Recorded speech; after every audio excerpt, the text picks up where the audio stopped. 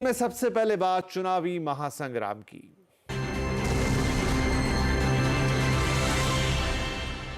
लोकसभा चुनाव के लिए कांग्रेस नेता राहुल गांधी ने केरल के वायनाड से नामांकन दाखिल कर दिया है। नामांकन के दौरान राहुल के साथ उनकी बहन प्रियंका गांधी भी मौजूद रही। वायनाड में त्रिकोणीय मुकाबला है। राहुल के खिलाफ इंडिया गठबंधन में शामिल सीपीआई की यानी राजा चुनाव लड़ रही हैं, जबकि बीजेपी ने राहुल के खिलाफ के सुरेंद्रन को मैदान में उतारा है। नामांकन भरने से पहले राहुल ने प्रियंका गांधी के साथ रोड शो भी किया। राहुल ने वायनाड की जनता से कहा कि आपका सांसद होना सौभाग्य की बात है। ये जो लड़ाई है, ये जो लड़ाई है, ये लोकतंत्र और कॉन्स्टिट्यूशन, संविधान को बचाने की लड़ाई है। एक तरफ कांग्रेस पार्टी और इंडिया अलायंस लोकतंत्र के लिए लड़ रहे हैं, संविधान के लिए लड़ रहे हैं, और दूसरी तरफ प्रधानमंत्री मोदी जी, अमित शाह जी और बीजेपी के लोग, आरएसएस के लोग संविधान को और लोकतंत्र को खत्म करने में लगे हुए हैं। बिहार में प्रधानमंत्री नरेंद्र मोदी कई रैलियां करने वाले हैं। पीएम मोदी के बिहार दौरे को लेकर आरजेडी नेता तेजस्वी यादव ने तंज कसा है। उन्होंने कहा है कि पीएम मोदी ने बिहार के लोगों को चूना लगाया है। तेजस्वी ने मोदी के परिवारवाद वाले बयान का भी करारा जवाब दिया। परिवारवाद के बारे में वो बोलते रहे और पहली चुनावी जनसभा का शुरुआती वो परिवारवाद के उम्मीदवार से कर रहे, जो कि उनके उम्मीदवार हैं।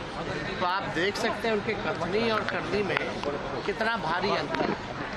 और इस बार लगातार जो है एनडीए खेमे से जिसका जिक्र कहते थे कि परिवारवाद बहुत बड़ा है, सबसे ज़्यादा टिकट दिए जा रहे हैं। तो प्रधानमंत्री जी हैं या और कोई नेता है, चुनाव में तो सब लोग आएंगे और जाएंगे बीजेपी के, लेकिन उनको आके ये बताना पड़ेगा ना कि बिहार के लिए उन्होंने क्या किया। लोकसभा चुनाव को लेकर चुनाव प्रचार भी जोरों पर है। राजनीतिक पार्टियां और नेता लगातार जनसभाएं कर रहे हैं। आज प्रधानमंत्री नरेंद्र मोदी ने नमो ऐप के जरिए उत्तर प्रदेश में तीसरे चरण में होने वाले चुनाव के तहत 10 लोकसभा सीटों के 22,648 बूथों के कार्यकर्ताओं से बातचीत की और उन्हें जीत के लिए टिप्स दिए। पीएम मोदी ने कहा कि जब तक पोलिंग बूथ नहीं जीतते हैं तब तक चुनाव नहीं जीत सकते, इसलिए एक लक्ष्य लेकर काम करें। इसके साथ ही उन्होंने कहा कि पिछले 10 सालों में उत्तर प्रदेश के बीजेपी कार्यकर्ताओं ने देश के राजनीतिक विशेषज्ञों को हमेशा गलत साबित किया है। यूपी बीजेपी के कार्यकर्ता जो जानते हैं वो बड़े बड़े विशेषज्ञ भी नहीं कर सकते।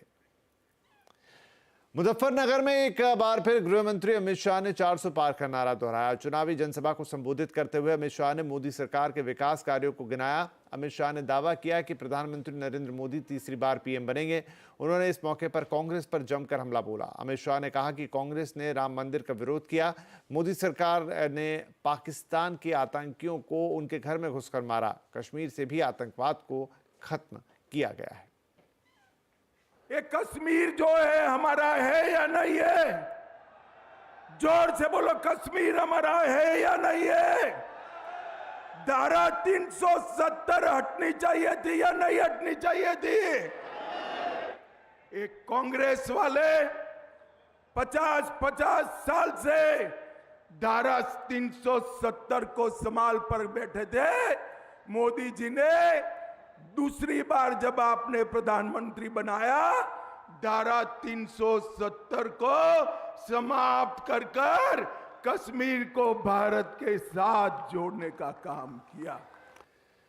इधर यूपी के गाजियाबाद में रक्षा मंत्री राजनाथ सिंह ने बीजेपी प्रत्याशी अतुल गर्ग के लिए चुनावी जनसभा को संबोधित किया। इस दौरान राजनाथ सिंह ने प्रधानमंत्री नरेंद्र मोदी की तारीफ की और कहा कि 2019 में मैंने पीएम मोदी के साथ यहां से चुनाव प्रचार की शुरुआत की थी।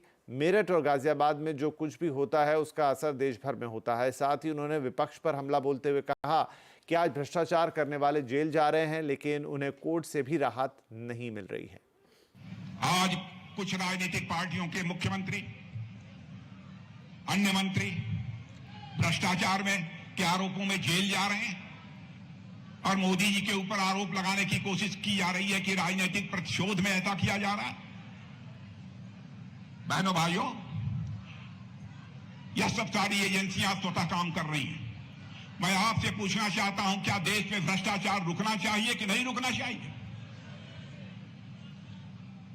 यदि हमारी सरकार बिना किसी आरोप के, बिना सबूत के यदि किसी को गिरफ्तार कर रही है, हमारी एजेंसियां गिरफ्तार कर रही हैं, किसी को लगता है कि हमारे ऊपर जुल्म हो रहा है, अत्याचार हो रहा है, तो क्यों नहीं जाते हैं कोर्ट में? कोर्ट जा सकते हैं, lower court, high court, supreme court जा सकते हैं, लेकिन इन अदालतों के द्वारा भी जो उनको राहत मिलनी चाहिए वह राहत नहीं मिल पा रही है, क्योंकि हमारे पास भ्रष्टाचार के पुख्ता सबूत हैं मेरे बहनों भाइयों, इसलिए नहीं मिल पा रही है। तो लोकसभा चुनाव के लिए उत्तर प्रदेश में सियासी हलचल तेज हो चली है। नए गठबंधन और समीकरण बन रहे हैं। यूपी के लिए क्या है पार्टियों का प्लान और अखिलेश की क्यों बढ़ गई है मुश्किलें? आज चुनाव अड्डा में इसी पर करेंगे बड़ी चर्चा। शाम 7:57 पर उत्तर प्रदेश बनते बिगड़ते समीकरण।